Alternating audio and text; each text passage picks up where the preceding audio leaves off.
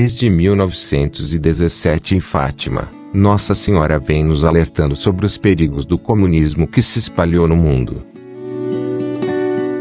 Nossa Senhora também nos alertou sobre o comunismo no Brasil em 1936, na cidade de Pesqueira, em Pernambuco. E nas últimas décadas, Nossa Senhora em Anguera, na Bahia, continua nos alertando sobre uma grande revolta que se espalhará pelo Brasil. Veja, Nossa Senhora em Fátima deixou a sua mensagem, aquilo que ficou sendo conhecido como o segredo de Fátima. Na verdade, era simplesmente uma mensagem que Nossa Senhora queria que fosse divulgada. Não era uma mensagem secreta, mas ela queria que fosse divulgada no tempo certo, no tempo correto, né? E em que consistia essa mensagem? Bom, um dos pontos importantes da mensagem de Fátima é que nós estávamos diante de tempos catastróficos. Nossa Senhora previu o final da Primeira Guerra, que foi a grande guerra, o grande massacre que deixou a todos muito assustados, mas disse que se os homens não se converterem, haverá uma outra guerra.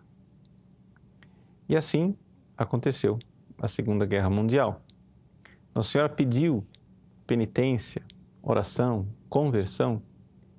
A humanidade fez ouvidos moucos. E então a Virgem Maria disse que ela viria para ensinar a devoção dos 5 sábados e depois também pedir a consagração da Rússia. Nessa mensagem, ela deixou bem claro que a Rússia, se essas coisas não mudassem, se não houvesse penitência, oração, se não houvesse a consagração da Rússia e assim por diante, a Rússia espalharia pelo mundo os seus erros. A irmã Adélia, uma das videntes de uma das aparições que Nossa Senhora quis agraciar o nosso país. Trata-se das aparições do Sítio da Guarda, no município de Pesqueira, em Pernambuco, em 1936. Gostaria de contar um pouco para vocês a história desta aparição, porque a sua mensagem é bastante atual, principalmente para nós que vivemos um Brasil cada vez mais tomado pelo ideal do comunismo, do marxismo. Ele perguntou quem ela era. Nossa Senhora disse que era a Mãe de Deus. Qual era o título dessa aparição? Nossa Senhora das Graças. E por que a Senhora apareceu aqui? Para avisar que haverá 3 castigos no país, no Brasil. Quais são esses castigos? Ela não quis dizer. O comunismo vai tomar conta do nosso país? Nossa Senhora disse sim. No país inteiro? Ela disse sim. Também no interior? Ela disse não.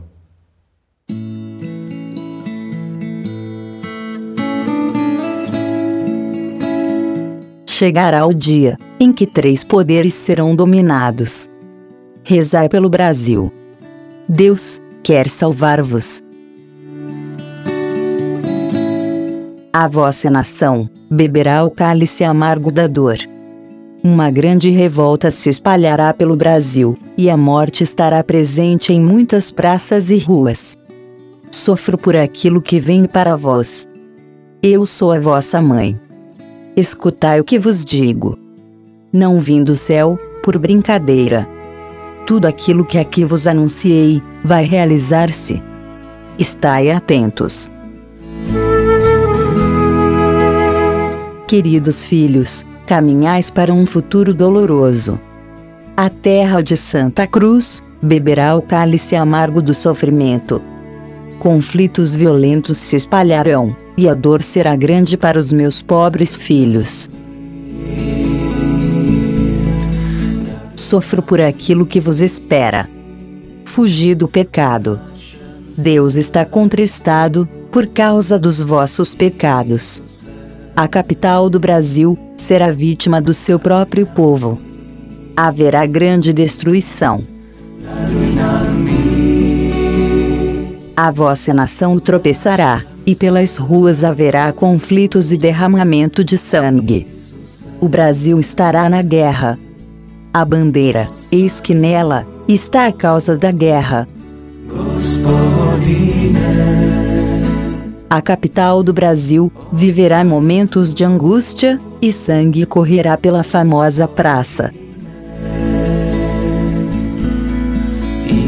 Disse Nossa Senhora: Eu sou a vossa mãe. Escutai o que vos digo. Não vim do céu por brincadeira. Ela está nos alertando desde 1936 sobre uma grande revolução que acontecerá em nosso país, por causa do comunismo que se instalou em nossa nação. E, da forma como esse atual governo corrupto vem se comportando, a probabilidade dessa revolução acontecer nos próximos anos torna-se cada dia mais evidente. A cegueira de muitos é grande, a confusão espiritual e política cresce dia após dia. Tenho que mentir, é preciso mentir. O político tem que mentir. Porque sempre é mais fácil acreditar numa mentira. Uma mentira, minha mãe dizia, uma mentira ela voa, a verdade engatinha. É sempre assim. Mas eu acho que você tem muitos políticos no Brasil que não mentem, que são pessoas sérias. É 1º de abril, o dia da mentira, o dia do Lula. E eu resolvi fazer um levantamento sobre as mentiras que o petista contou nas últimas décadas e gravar esse vídeo. Tive que fazer um resumo do resumo, porque se eu juntasse todas as lorotas que o Lula já disse, o vídeo acabaria virando uma série interminável, várias temporadas, com cada episódio tendo no mínimo umas 2 horas de duração. É só digitar na barra de pesquisa Lula e mentiras, e a gente encontra páginas e páginas e páginas de resultados. Peguei só os mais recentes. Estado de Minas, de dezembro de 2021. As mentiras, meias-verdades e cretinices costumeiras do meliante Lula. Agência Lupa, de outubro de 2022. As mentiras e os exageros mais repetidos por Lula na campanha. Revista Oeste, março de 2023. O governo Lula é uma fábrica de mentiras. Estado de Minas, julho de 2023. As mentiras que Lula conta. O Antagonista, também de julho de 2023. A fábrica de mentiras de Lula. Metrópolis, agosto do ano passado. Lula na montanha-russa de mentiras. Isto é, setembro de 2023. As meias-verdades, para não dizer as mentiras que Lula conta. Gazeta do Povo, janeiro de 2024. As mentiras do primeiro ano de mandato de Lula. De cara eu já pergunto, que sindicalista realmente se preocupa com os trabalhadores, com uma categoria? Nenhum, ou praticamente nenhum. Eles juram que estão empenhados nas causas dos seus colegas, da classe, mas são egoístas por natureza, só pensam neles mesmos. É assim o pai do Ronaldinho dos negócios, aquele que é contra o aborto, contra os ditadores, contra o terrorismo, que nunca tem culpa de nada, que não sabia do mensalão, que não sabia do petrolão, que quer dar picanha e cerveja para os brasileiros, que só quer o bem do Brasil. É ele o nosso salvador e protetor. Então, neste 1º de abril, afirmo, Lula está sempre certo. Não tem nesse país uma viva alma mais honesta do que eu. Não foi uma pesquisa só que apontou que a maior parte dos brasileiros está insatisfeita com o Lula. Foram 3 pesquisas. Genial Quest, Atlas Intel e IPEC, o antigo Ibope. E está difícil até para a assessoria de imprensa do governo na velha mídia encontrar um jeito de elogiar o petista. Ontem o Estado de São Paulo publicou um editorial com o seguinte título: Pesquisas refletem mediocridade de Lula. Cresce sensação de que governo entrega pouco enquanto Lula aprofunda divisões. O texto é muito claro quando diz que, ao mesmo tempo que tem enorme dificuldade de conquistar os eleitores que o rejeitaram em 2022, Lula começa a enfrentar problemas também para satisfazer os eleitores que, em geral, o apoiam. O Estadão finalmente assume que a natureza do petista é essencialmente autoritária.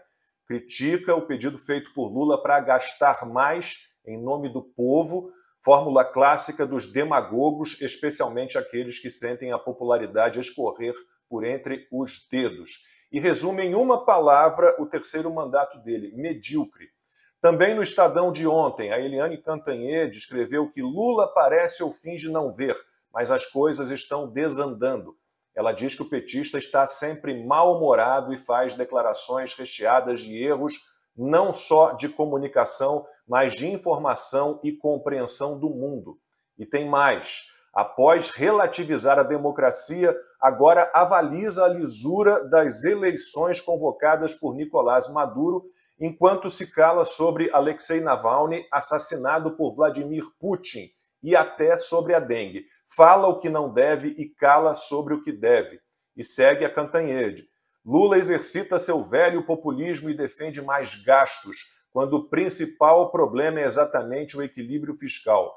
Lula só quer gastar. Sua base petista acha lindo, mas a realidade grita. As intervenções políticas e voluntariosas na Petrobras e na Vale custam caro, e a pauta econômica e ambiental do governo está parada. Ainda no Estadão desse domingo, um artigo do Lourival Santana tem o seguinte título: O romance de Lula com a ditadura. O texto começa assim: o regime venezuelano prepara mais uma farsa eleitoral e o governo Lula participa alegremente dela. E continua: Lula tem longa história de interferência nos assuntos venezuelanos, ao lado do autoritarismo e da corrupção do regime chavista. Mas, durante a campanha eleitoral de 2022, era proibido falar disso. Em outro editorial, o Estadão fala da austeridade fiscal de mentirinha do Lula. Enquanto a discussão das contas públicas não deixarem o terreno da contabilidade da carochinha e seus efeitos fantasiosos, e passarem a se concentrar nos resultados práticos de uma política fiscal responsável, não haverá uma forma segura de financiar políticas públicas sem afundar o país em dívidas impagáveis. No O Globo, o Hélio Gaspari reconheceu os problemas, mas deu uma aliviada para o Lula, apesar do título da coluna dele: O lulopetismo tem um problema, Lula 3.0. A Folha de São Paulo fez editorial ontem apontando que, com o petista, a Petrobras está de novo em risco. O título é Petrobras mais incerta. Mudança na política de dividendos é mais um sinal de ingerência do Planalto na gestão da empresa. E o texto termina com a seguinte frase: acumulam-se pressões políticas capazes de degradar a gestão da gigante estatal. O Estadão de hoje tem mais um artigo sobre o amor do Lula pelas ditaduras. O título é A Deriva Autoritária. O texto fala da farsa que foi o discurso na campanha de 2022 de que o petista e seu partido representavam uma ampla frente democrática. E ainda lembra a cruzada antissemita do Lula. A Folha de hoje tem mais um artigo sobre o absurdo apoio do petista ao ditador Nicolás Maduro. O título é Lula, o lambe-botas. E o texto termina assim: Lula posa de arauto global da democracia e dos direitos humanos, mas há tempos é lambe-botas de ditaduras. E a Gazeta do Povo, o melhor jornal do país, publicou hoje a seguinte matéria: o que dizem os economistas liberais que fizeram o L em 2022? Todos estão preocupados com a política econômica do petista. Pedro Malan, Helena Landau, Armínio Fraga e Pércio Arida criticam principalmente as visões antiquadas em relação à economia, a falta de preocupação com a questão fiscal e os ataques à política do Banco Central. A Helena Landau foi bem direta, disse que Lula está plantando de novo desastre. E ela ainda alertou para o perigo da insegurança jurídica. O Armínio Fraga disse que o caminho da bagunça fiscal é trágico. Então, a gente está assim. O que se apresenta como futuro para o país é quase não ter futuro. É isso, é uma tragédia. Nem esses liberais que ignoraram a desgraça que o Lula sempre representa, nem a imprensa amiga do petista, estão conseguindo fingir que não tem nada errado. Sabe aquela história de me ajuda a te ajudar? Já não tem mais como. Fatos se impõem. E não enxergar o mundo real, por mais que tenham tentado, por mais que tentem, é impossível.